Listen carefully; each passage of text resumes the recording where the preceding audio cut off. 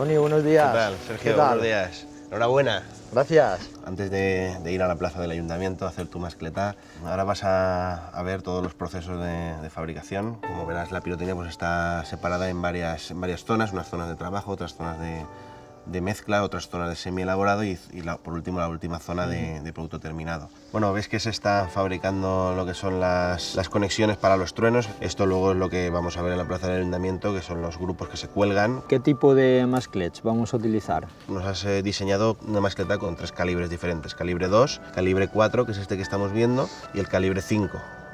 En la plaza del ayuntamiento, el día de tu mascleta, vas a quemar con una maleta de disparo, ¿vale? Es parecida a esta, y bueno, pues allí a las 2 de la tarde, a la orden de la fallera mayor, pues te tocará empezar la mascleta.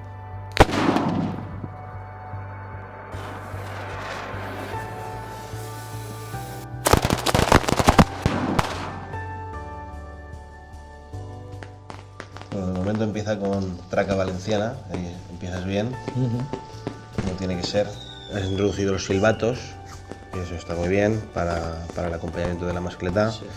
En las últimas partes veo que pones roncadoras y esto hace pues, que el público se meta más antes del terremoto final, ¿no?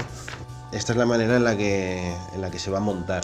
Le hemos dado un poquito más de intensidad con los calibres que tú habías combinado, calibre 2, 4 y 5. Parte del terremoto que nos has propuesto la vamos a dividir en 4 secciones. La primera entra con calibre 2, la segunda pasa a calibre 4 y acabamos con el calibre 5. Esas son las dos cosas que vamos a introducirle a esta mascleta que nos has propuesto. Sabes que lo llaman la catedral de la pólvora, los pelos se me ponen de punta. No sé si alguna vez podré describir lo que se siente desde aquí arriba cuando acaba la mascleta. Ya te digo que es una sensación espectacular.